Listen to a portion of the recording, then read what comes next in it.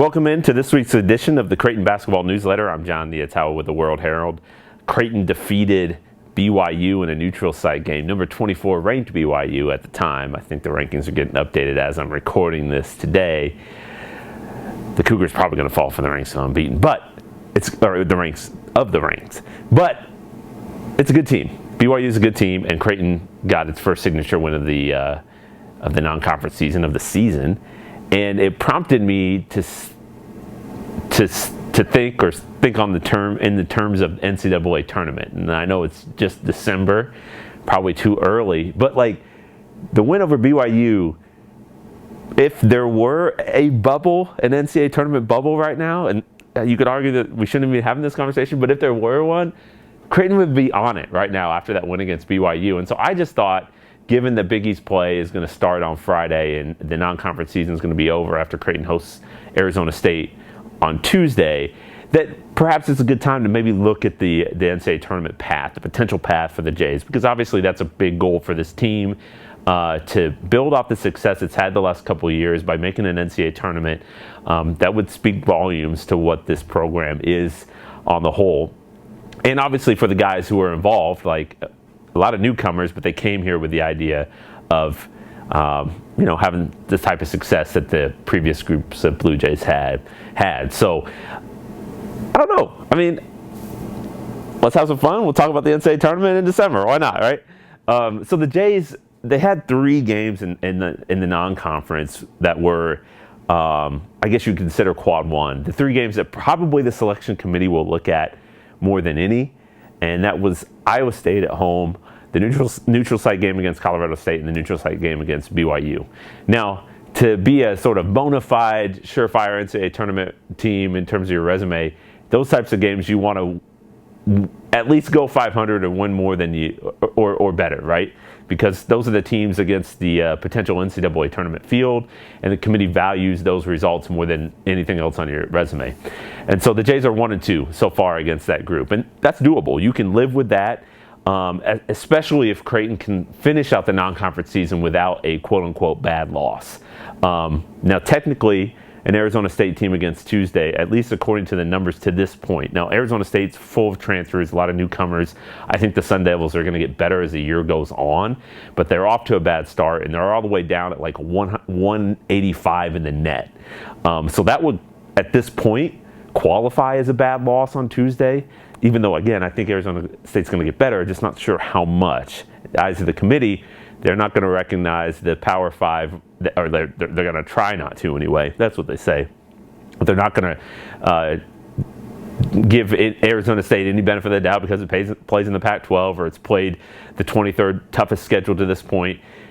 They're ranked 185 in the net, and that's what, if that held, it would obviously be a sort of a red mark on Creighton's resume if the Jays were to lose to Arizona State at home on Tuesday. So the Jays got to take care of business against Arizona State, and it'll be a tough test. But if they do, you could say, hey, the NCAA or the non-conference was a success, and it put Creighton in a position to make the NCAA tournament. I think that's where, when you're sort of assessing this thing, especially for this team where it is right now, with all the new faces and the young talent on the roster, just be in a position to make the NCAA tournament. Like at the end of January, you want to say, okay, we're still in position. End of February, we're still in position. Selection Sunday, we're there. So at this point, midway through December, I think Creighton's in position to make the NCAA tournament. And the Big East is better than expected, which on one hand is tough, because that means that Creighton's going to be challenged every night to win games and put forth produce a record that's good enough to make the NCAA tournament. But on the other hand, there are a ton of opportunities to boost that resume. Whereas last year, you had Villanova and Creighton were the 2 sort of clear-cut teams at the top of the league. UConn was maybe just a smidge behind that group. Those three teams all made the NCAA tournament. After that, there weren't a lot of sort of prove-it opportunities against those teams that were, like I said, like potential NCAA tournament teams. I mean, the Big East only got 4 teams in the NCAA tournament last year, and one of those teams was Georgetown, which made the run in the Big East tournament. So unlike last year, if you were a team on the bubble in the Big East, it was hard to build that resume up and avoid those sort of semi-bad or bad losses on your resume. That you go through league schedule, you're going to lose to teams in the bottom of the conference. You're going to lose games, right? It's a good league. Teams know each other well. It's just an inevitability. So the fact that the Big East, at least at this point, there's maybe Butler and Georgetown are the only teams that you feel like didn't necessarily. Well, Butler beat Oklahoma on the road, so there's one quality win for Butler. But maybe those are the two teams that have maybe disappointed to this point. But everyone else is a top 85, top 100 team in the country, and it won't hurt you to lose, and it'll help you to win. And so I think that's important for a Creighton team that, again, is on the bubble. So the way I look at it right now, the Big East, the way it sort of lines up, it appears that there's 5 teams that would, if the season ended today, be firmly in the NCAA tournament field. That's Villanova, Seton Hall, Xavier, UConn, and Providence. And so, I thought going into the year the Big East had a good chance to be a 5-bid league team. Or a 5-bid league, and it seems like it might have a chance to be even a 6-bid league or a 7-bid league because those 5 teams have they've had such a strong non-conference season, and they're so clearly, I think 4 of those teams are top 30 in the net rankings. That they're so clearly in at this point that if one were to stumble, another team in the league would take its place. So I think Creighton's got a really good shot. Now Creighton's going to be battling with the rest of the conference, right? Like those 5 teams are. If you ended the season today, they're in the field. The rest of the spot that if the league is a 6-bid league or a 7-bid league, those spots are up for grabs for sure. A DePaul team has surprised and played better than most people expected.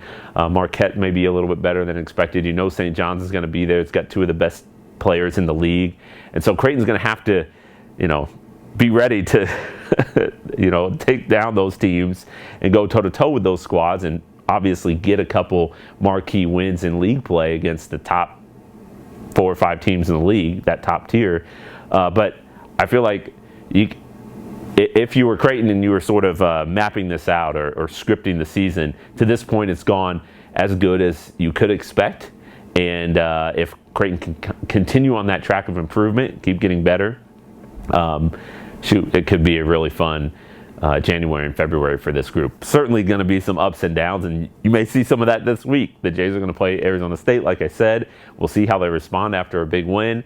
And then it's Villanova coming into the CHI Health Center for the start of Big East play. And don't forget, too, right after the Villanova game, the Jays have 2 days to prepare for that DePaul team that I said is a surprise a lot of people. That game's on the road in Chicago just a couple days after Villanova. So this is kind of it's an interesting stretch. It's a play 1, 2 days off, play 1, 2 days off. So 4 games and whatever that stretch is, a very short time frame for the Jays to 9 days, 10 days, So their ability to, at least for this first part, the first game against Arizona State, handle success, make the necessary adjustments, preparation for a game, and to do that over again. It'll be a nice revealing stretch for this team, which is going to have to go through this a lot in Big East play, where you're playing twice a week and you're playing good teams twice a week, and you have to deal with successes and failures and turn the page quickly. So we'll see how they handle that.